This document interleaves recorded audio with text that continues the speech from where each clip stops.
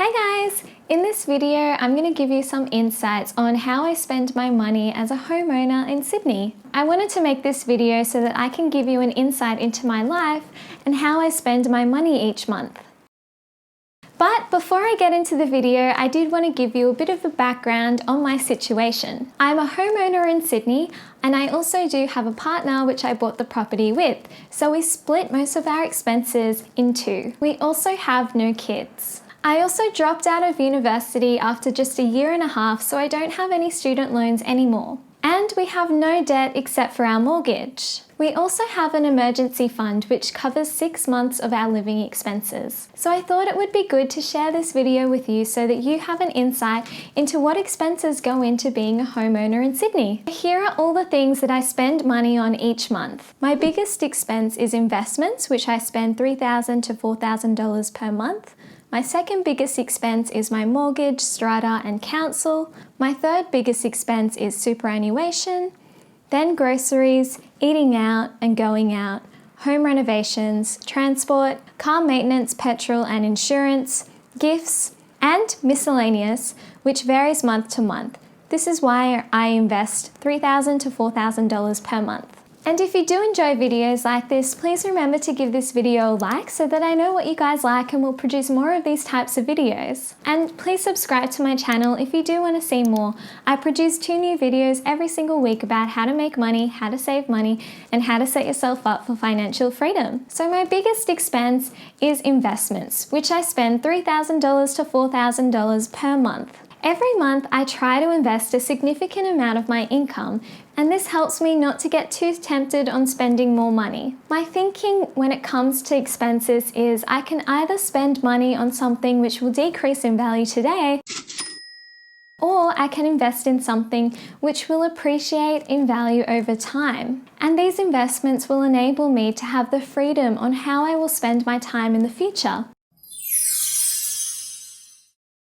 The way I see it is that if I invest more money now, I'll have more money in the future, which will enable me to spend time creating more YouTube videos for you guys. I invest mostly in ETFs and some individual stocks. I don't really like spending too much time researching the stock price of all of my investments. So before I buy into any company, I ensure that I research the financials of the company, including assets and debt. They have a distinct advantage over their competitors, which isn't easy to copy. And most importantly, I try to buy shares when they are undervalued. So then I'm getting a good price per share, and it will appreciate more in value. So that's why it's really important that you actually calculate the amount of money that a company is actually worth before you buy into any of the shares. And I've put a link up here so that you can check out this video by Aussie Wealth Creation so that you can see the way that Warren Buffett values a company. And now I'm also looking more into ethical investing and ethical ETFs.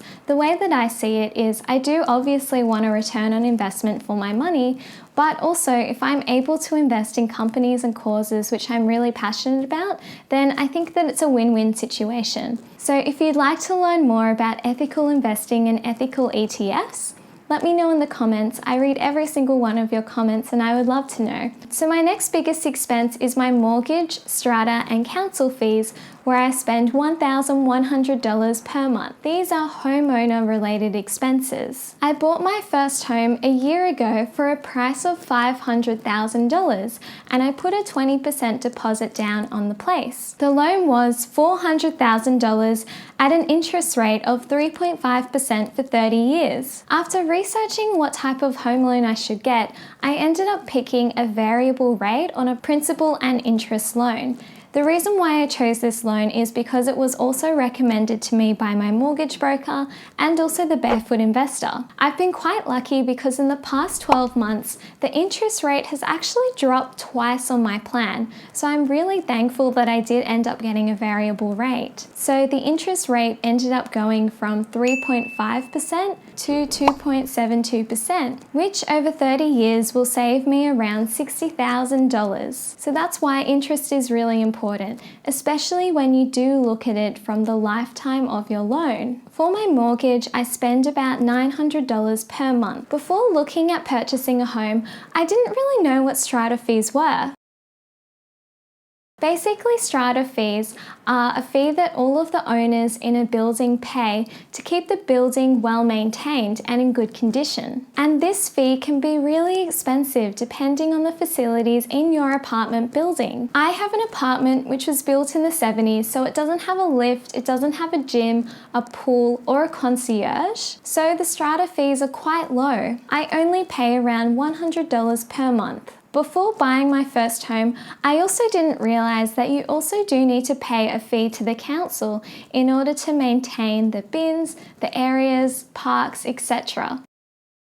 So in total, my council fees cost about $100 per month. And if you'd like to learn more about my experience buying my first home, you can watch my video up here. And my third biggest expense is superannuation. My employer automatically deposits $760 into my superannuation account each month. But I also did want to include this point here for my American subscribers, because I do still have about 10% of my income going into a retirement account. In Australia, this account is called superannuation. This money is automatically invested for me and I'll be able to access it after the age of 65. And my fourth biggest expense is groceries. On groceries, I spend about $500 per month. As you probably already know, I do enjoy cooking at home a lot, so I do spend quite a bit of money on groceries. When I do buy my groceries, I do also try and save money any way I can. So I do things like buying big 4-litre containers of oil and then decanting them into smaller mustard and ketchup containers. That way I can save on the price of cooking oil. Another thing that I do is I always try and buy the cheapest price per item on things that I'm buying from the grocery shop. And the third thing I do is I always try and buy heaps of something, especially when it's on sale, and especially if it's something that I use all the time. So for example, things like dishwashing tablets or toilet paper, whenever those things go on sale for like 30 to 50% off, I'll tend to buy heaps of it so then I can store it for later and save more money in the long term. I do find that when you do spend a little bit more money up front on groceries, you do end up saving a lot more money in the long term. And my fifth biggest purchase is eating out and going out with friends, which I typically spend about $250 per month. I do think that it's really important that you do set aside a bit of money to have fun with. When I do go out, I try and make the experience as good as possible. So I'll invite some of my friends, and I'm also happy to spend a little bit more, especially if I can enjoy that time with them even more. And when I am looking to save more money, I also do entertain my friends at home, so I will be happy to spend a little bit more money on groceries that week. And my sixth biggest expense is home renovations. Being a homeowner, there are some expenses which do pop up from time to time, whether that be replacing taps, door handles, lights, and more. For example, we have this really big balcony and we used to spend pretty much no time out there because it didn't look very nice. So we spent a little bit of money on fake turf, a nice outdoor lounge, a nice table, and also some solar-powered fairy lights. This is the before and after of the balcony. In total, we spent about $500 buying the turf and all of the furniture, but at the end of the day, it was money well spent because now we spend so much more time out there. So my next biggest expense is transport, where I spend about $200 per month. At the moment, I'm working from home, but when I do go back into the office, I'll be spending about $50 per week on train for transportation purposes.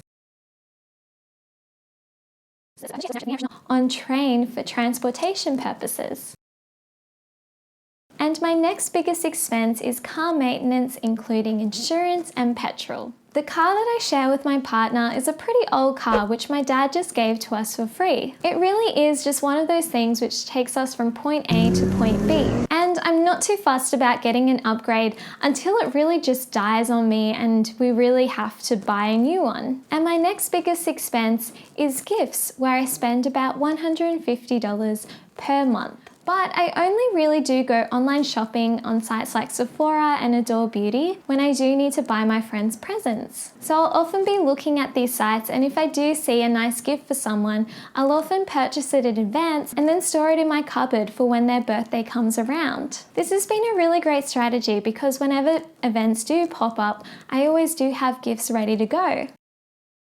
And my next biggest expense is health, beauty and clothes, where I spend about $100 per month. I used to spend heaps more money in this category, but over the years I've refined my budget even more. Now I only really spend money in this category when I need to replace something or when I actually really do like something and I will use it really often. And my next expense is health insurance, where I spend about $90 per month. In Australia, we're quite lucky to have Medicare, which pays for most of our medical bills, including going to the doctor, getting x-rays, ultrasounds, and even blood tests. But I recently bought private health insurance because I realised that if you're earning above $90,000 per year, the Australian government will actually put an extra Medicare levy surcharge depending on what your income is. So I got a really basic private health insurance plan, which includes general dental, physiotherapy and massage. And my next expense is the gym, which I pay about $80 per month. Subscriptions are paused at the moment for the gym,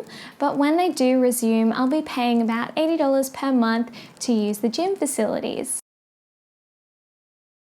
And my next expense is utilities, including water and electricity, where I pay about $70 per month. This is one of those expenses which may go up this quarter because I'm working from home now and then also using a lot more electricity because I'm using the heater. But generally my electricity and water usage is below average. So I do try and do things to save money on electricity, including schedule my washing machine and my dishwasher so that they run during the off-peak electrical times. And all of my lights are LED light bulbs, which are energy-saving light bulbs. LED energy-saving light bulbs typically use about 75% less electricity than incandescent light bulbs. So even though these light bulbs were more expensive to purchase at the beginning, I still will be saving more money on electricity in the long term. And my next purchase is internet and phone for $65 per month. I switched my phone provider to Circles.life because they were offering some really great deals on their phone plans. And I also switched my internet provider to Superloop, which is part of the NBN. They have pretty fast download speeds for the price I pay, so we both pay about $58 per month. Now that I'm working from home a lot more, it's been so good to be part of the NBN and to have a really fast internet provider, so it really is worth a little bit of extra money. And my next expense is donations for $50 per month. This cost does vary month to month. For example, during the bushfires, I was donating a lot more money compared to now. And my next expense is subscription services for $25 per month. At the moment, I only have Netflix as a subscription, but that really depends month to month. Some months I will cancel Netflix to get Stan,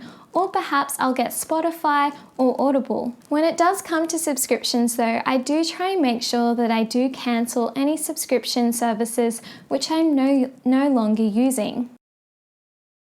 And the final category is miscellaneous expenses. For example, tax accountants, travel, holidays, clothes, and home repairs.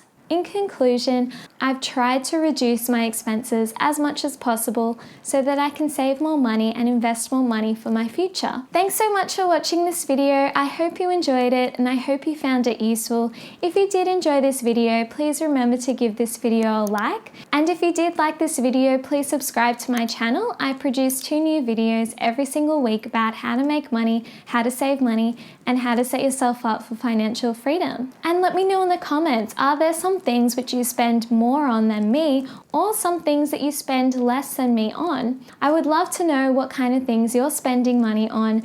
See ya!